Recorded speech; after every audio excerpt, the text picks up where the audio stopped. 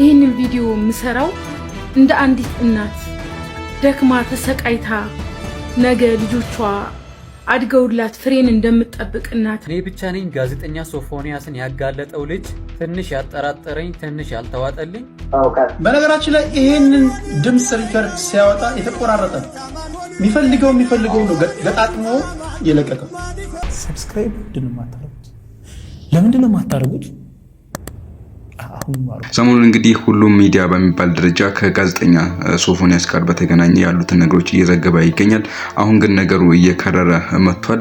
በዚህ በኩል የጋዜጠኛውን ጉድ ያጋለጠው ግለሰብ እሱም እጁ አለበት፣ ሲጀመር እሱም አለበት የሚል ብዙ ነገሮች እየተነሱ ይገኛሉ። በሌላ በኩል ደግሞ ይህንን ጋዜጠኛ ያጋለጠው ልጅ መንቀሳቀስ አልቻልኩኝም እየተዛተብኝ ይገኛል ይላል። በሌላ በኩል ደግሞ የጋዜጠኛ ሶፎንያስ እናት መከራም አለ። እነዚህ ሁሉ ወደ እናንተ ይዤ መጥቻለሁ የምንመለከት ይሆናል። በቅድሚያ የማስመለከታችሁ ቴዲ ሐዋሳ የሚለውን እንስማና እንመለስ። በነገራችን ላይ ይሄንን ድምፅ ሪከርድ ሲያወጣ የተቆራረጠ ነው። ብዙ ኮንቨርሴሽኖች አሉ። የሚፈልገው ነው ገጣጥሞ የለቀቀው። የኔም ጥያቄ ነው እሱ። ምክንያቱም አንዳንድ እንትኖች ስትሰማቸው አሁን መጀመሪያም ነግሬሃለሁ ይለዋል። መጀመሪያ ምንድን ነው የነገረው? በጣም ብዙ አውርቷል። የሚፈልገው ነው ገጣጥሞ ልጁ ስሜት ሊኮረኩር በሚችል መንገድ ወይም ደግሞ የእሱን ስቴትመንት ሰፖርት ሊያደርገው የሚችል ድምፅ ያመጣ እንጂ የተቆራረጠ ነው። ይገባቸዋል። ፈለገ ያው እሱ እንዳንተ መጣው ለልጁ ነገር ታዲያ ነግሬዋለሁ ፖሊስ እንዳይደክመህ። ኧረ ምንም ችግር የለም እንዳይደክምህ ይላል። ስጠረጥር ከዚህ በፊት እግዚአብሔር አምላክ ከዚህ በፊት በነበራችሁ ግንኙነት ድካም አይቶብሃል ማለት ነው። አንተ ራስህ የአዳማ ልጆች አላችሁ። የአዳማ ልጆች ይሄ ልጅ ይዛችሁ ጠይቁት እንዳይደክምህ ምናምን የሚያወሩት ወሬ ራሱ ጤነኛ ወሬ አይደለም። ይሄ ጤነኛ ወሬ አይደለም የሚያወሩት።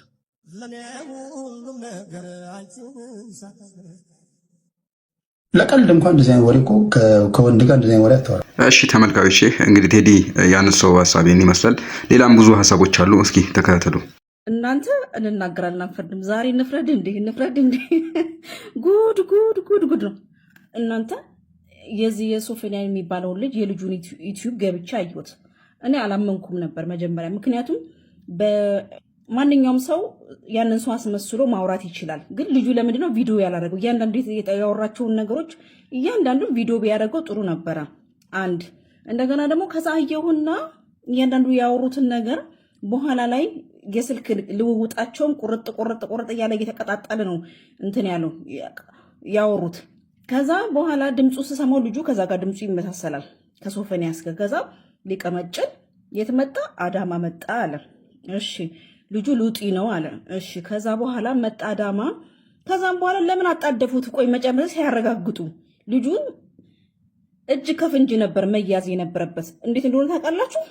እጅ ከፍንጅ ነበር መያዝ የነበረበት። መጣ እስከ መጨረሻው ለምን አላስኬደውም? ልጁ ወዲያው ነው ቪዲዮ ተቆራርጦ ይቺ የመጨረሻውን ፓርት ነው ያሳየን። ብዙ ነገር ማሳየት ይችል ነበር ልጁ። እውነተኛ ከሆነ እስከ መጨረሻው ጥግ ድረስ እስከ ተቃጠሩበት ቤት ድረስ ሄዶ ሰው አስቀምጦ ፕላን አድርጎ፣ አሁን እሱ ፕላን አድርጎ አይደል ይሄ ልጅ ለማዋረድ ሉጢ ነው መሆኑን ሊያረጋግጣን ነበር የሄደው። ታዲያ በዚህ ልክ ለምን አልሄደም? እኔ ጥያቄ ፈጥሮብኛል። ሉጢን እንቃወማለን። አሁን ሰሞን ራሱ እዚህ ሉጢዎች ግፍት እየሰጡ ሰዎችን ወደ እነሱ ቀረብ ስሉ እያየን ነው። ሉጢን መቼም አንደግፍም፣ ግን አንዳንዴ ያልሆነ የተሳሳተ ነገር ውስጥ እንዳንገባ ብዬ ፈራው። ምክንያቱም እኔ አንዳንድ ያላሳመኑኝ ነገሮች አሉ። ልጁ ሊሆን ይችላል፣ ሉጢ ሊሆን ይችላል፣ ግን ይሄኛው ደግሞ ገብቼ ሳየው ይሄ ደግሞ ከሱ የባሰ አይደል እንዴ? ከሱ የባሰ ልጁ በዛ ምክንያቱም ልጁ የቀረበው ማለት ነው ሳስብ ከምድር ተነስቶ እኔ እናንተ አቅም እንዳያንስክ ምናምን አይለውም። ብዙ ነገር አለ እና አቅም እንዳያንስ ሌላ ሰው ትጨምርልኝ ምናምን አለ እና እኔ ብዙ የሚያጠራጥር ነገር አለ። ይሄኛውም ልጅ ግን ጤነኛ አይመስለኝም። ምክንያቱም ወሬው ሁሉ ስለ ሴቶችና ስለ ወንዶች ነው። በእንደዚህ ብታረጊለት፣ በእንደዚህ ቢመቸዋል፣ በእንደዚህ ብታረጊ የሚል ወሬ ነው።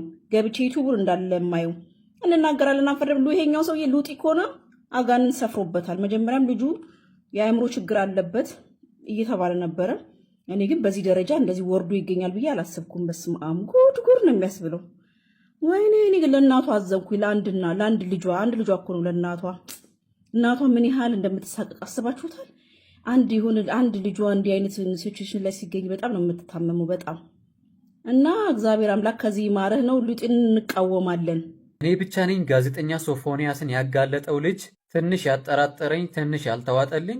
ኦፍኮርስ ይህንን ነገር በማጋለጡ አሪፍ ስራ ሰርቷል፣ ልናመሰግነው ይገባል። ነገር ግን ጋዜጠኛ ሶፎንያስ እንዴት ይህንን ልጅ አምኖ ከአዲስ አበባ አዳማ ድረስ ይሄዳል? ያውም ደግሞ ይህንን ነገር ለማድረግ ያውም ደግሞ ከሱ ጋር ለማደር።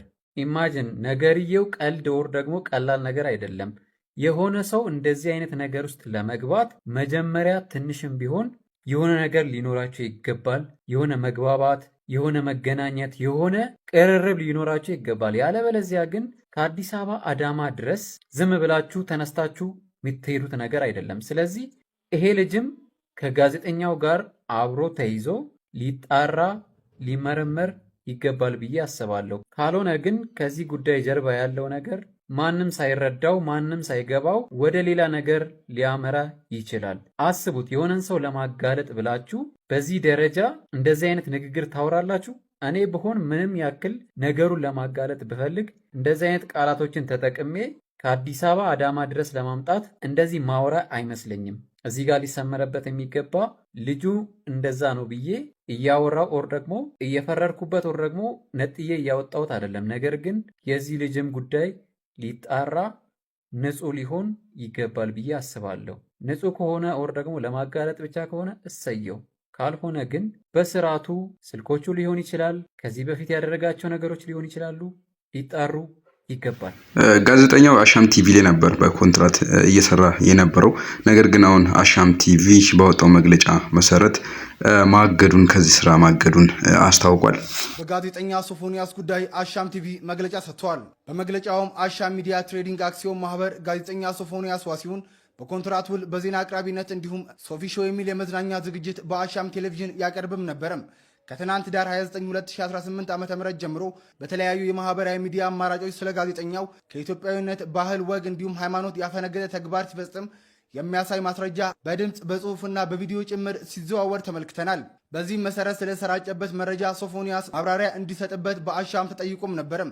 የሶፎንያስ ምላሽም አሁን ራሴን ለማስተካከል ለማከም ጸበል ገብቻለሁ የሚል አጭር ምላሽ ከማለት ውጭ ተጨማሪ ያለው ነገር የለም። ስለሆነም አሻም ሚዲያ የኢትዮጵያን ባህልና ወግ የሚያከብር በመሆኑ በጋዜጠኛው ድርጊት እጅጉን ማዘናቸውንና ድርጊቱ ሚዲያቸውን እንደማይወክል በመግለጽ ጋዜጠኛው በፈጸመው አስነዋሪ ድርጊት ከጋዜጠኛው ጋር ያላቸውን ውል ከዛሬ ህዳር 30 2018 ዓ.ም ጀምሮ ማቋረጣቸውን አስታውቀዋል። ከዚህ በፊት በነገራችን ላይ ጋዜጠኛው ያመው ነበር፣ የህመም እክል ነበረበት። ከዛ ጸበልም ገብቶ እንደነበረ በአንድ ኢንተርቪው ላይ ገልጾ ነበረ። በእምነት መንፈሳዊ ህይወት ላይ እንዴት ነበር? ይሄ ነገር ከመከሳቱ በፊት እንደው ባግራውንድ እሄዳለሁ፣ ቤተክርስቲያን እጸልያለሁ ምናምን። ያን በጣም አክራሪም አይደለሁ ሰነፍም አይደለሁ። መሀል ላይ ነበር። ከገባ በኋላ ምን አየህ? ጸበል ከሄድክ በኋላ ራስን እየነቃ ስትመጣ ላይፍ ላይ ምን እየሆነ ነው የሚለው ነገር አይምሮህ ወደ ቦታው እየተመለሰ ሲመጣ እየነቃ ስትሄድ ነው ምን ፊል አደረክ? በዛሽ ፍጹም መረጋጋት ነው የምታገኙ ጸበል ቦታ። እንጦጦ ኪዳነ ምሕረት ነበር። እንጦጦ ኪዳነ ምሕረት ነው የገባኸው? ኦኬ። እና በጣም ፍጹም መረጋጋት ዓለምን እንድትረሺ እንድታይ ነው የሚያደርግሽ። ያንን የተረዳሁት። ከዛ መልሰሽ ስትመጪ ደግሞ የምታየው ነገር ይረብሻል። ምን ያህል ጊዜ ቆየህ እዛ ማለት ነው? 14 ቀን። 14 ቀን። ኦ ትንሽ ነው። ቶሎ ነው የእንትን ያልከው የዳንከው ማለት ነው። በ14 ቀን ቶሎ ለውጣል። ዋናው ብቻ በዚህም በዛም የሚያስጠላና ቀፋፊ ነገር ነው የተነሳው ነገር። እስኪ ቺን እናት ተከታትለናት እንመለስ። ይህንን ቪዲዮ የምሰራው እንደ አንዲት እናት ደክማ ተሰቃይታ ነገ ልጆቿ አድገውላት ፍሬን እንደምትጠብቅ እናት ሀገራችን ላይ እየሆነ ያለው ነገር የእውነቴን ነው የምነግራችሁ። በማንንም ልፈርድ የማንንም ኃጢአት ላጎል አይደለም የምሰራው ቪዲዮውን። በጣም ነው ግን የሚያሳዝነው ሀገራችን ወዴት እየሄደች እንዳለ። በጣም ነገ ለልጆቻችን በጣም እንፈራለን። በጣም ነው የሚያስፈራው። አሁን ከመሸ ቲክቶክ ላይ ያጥለቀለቀው የጋዜጠኛ ሶፎንያስ ከዚህ በፊትም በእግረኛው ሚዲያ ላይ ያደረገውን ኢንተርቪው አይቼ ያልጣሙኝ ነገሮች ነበሩ። ዞሩ ግን በዛ ጉዳይ አይደለም፣ ዲቴል አይደለም ማውራት እንፈልገው ግን ዝም ልንለው የሚገባ ነው ወይ? በብዙ ነገር እየተበረዘ ያለው ነገር እንደ ቀልድ እየታየ በእውነት ያሳፍራል። የኛ የኢትዮጵያ ልጆች እኛ የአባቶቻችን ልጆች መጤ በሆነ ባህል ተጠምደን የእውነት ምን ያህል ግን ዲያብሎስ ራሳችንን እንደተቆጣጠረን ምን ያህል ኃጢአት እንዳሰከረን በእውነት በጣም ነው የሚያሳፍረው። የእውነት ይህንን ዝም የምንለው ጉዳይ አይደለም። ሆ ብለን በእውነት ልጆች ያለን ሰዎች ነገን እንፈራለን። በቃ ነገ እንዴት ብለን ነው ልጆቻችንን አምነን ትምህርት ቤት በምንልክበት ቦታ በማንኛውም ቦታ ላይ ልጆቻችን ምን ይገጥማቸዋል ብለን በጭንቀት ልናልቅ ነው? ወይም ደግሞ ልጆቻችን ላይ በሰራነው ነገር እኮ እምነት እንዳይኖረን። ምክንያቱም አብዛኛው ሰው እንደ ቀልድ ያየው ነገር ፍሬ አፍርቶ ዛሬ በጣም በሚያሳፍር መንገድ ነገሮች ማየት ጀመርን። እኔ በጣም ነው ልብ ያዘነው በእውነት ለመናገር ስክሪን ላይ ስሜቴን መግለጽ አልፈልግም እንጂ መቼስ በሬን ዘግቼ አለቅሳለሁ። የእውነት እግዚአብሔር ይማረን። በጣም ነው የሚያሳፍረው። ሁሉን ነገር እንደ ቀልድ አይተን በጣም የሚዘገንን ነገር ደግሞ ወደ መመልከት ደረስ። እግዚአብሔር ብቻ ይማረን። በመጨረሻ የማስመለከታችሁ ግለሰቡ ይህንን ጋዜጠኛ ያጋለጠው ግለሰብ መንቀሳቀስ አልቻልኩም በማለት ቅሬታውን አሰምቷል። እሱ እንዳስመልክታችሁ ላይክ፣ ሰብስክራይብ ማድረግ አይረሳ። በሌላ መረጃ ተመልሼ እመጣለሁ። ሰላም ቆዩልኝ። እየሰጉ ያለበት ሁኔታ ላይ ያሉት መንቀሳቀስ አልቻልኩኝም። ዛቻዎች ደርሰውብኛል። በስልክ የተደወለም በቴክስትም የተደረገ ዛቻዎች ደርሰውብኛል።